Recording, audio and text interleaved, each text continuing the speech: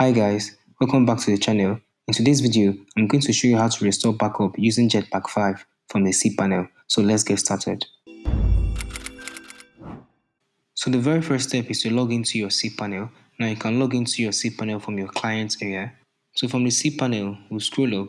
You can see JetBackUp 5 here. So you click on JetBackUp 5.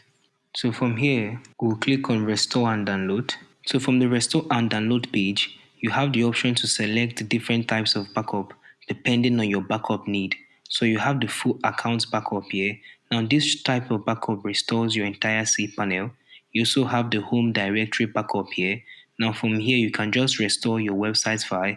You also have the cron job backup type here, which you can use to restore your cron jobs in case you have any scheduled tasks. You also have your database backup type, which allows you to restore a specific database.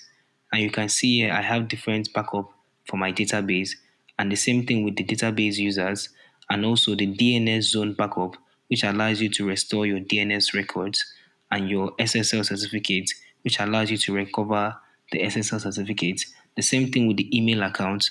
Now this one also allows you to recover your email account and your messages and your FTP account too. So depending on the backup type you selected, you can click on each of them and you click on the particular backup and you click on restore. And the same thing with the cron job, you can click on a particular backup and you click on restore. The same thing with the database user, the DNS zone, and the same thing with the certificate. So you just click on the particular backup you want and click on restore. But I'll go back to the full account backup type. So from here, I have two different backups here. So I can click on the first one and click on restore. Now from here, you can restore your entire cPanel account, your panel configuration, the home directory file, your database here, and you also have the option to merge your data with the live data here. So from here, I'll click cancel. Then I'll go back to the home directory. From here, I can click the first one.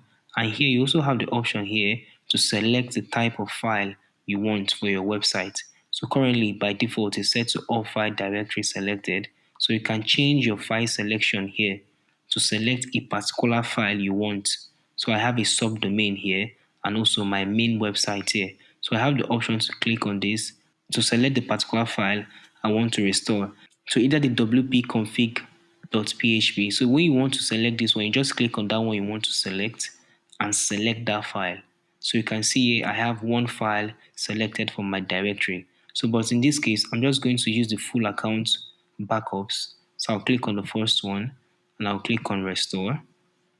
Then I'll merge the backup. And from here, you also have the option to remove a particular backup that you don't want to restore. You have the option to remove the item. So from here, I'm going to click on restore selected items. Now you wait for your restoration process. Now this can take some time depending on the size of your backup.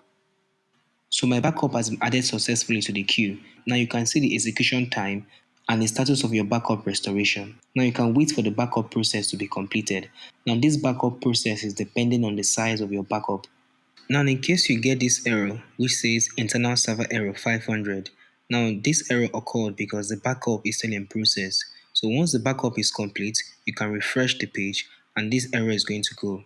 So guys, my backup has been successfully been restored. Now it's very important that you check your website or your data to see whether your backup has been restored successfully and everything is working as expected. So thank you guys for watching today's video. I hope today's video has helped you out. Like, subscribe and share. And if you have any question, feel free to leave it at the comment section. Thank you guys.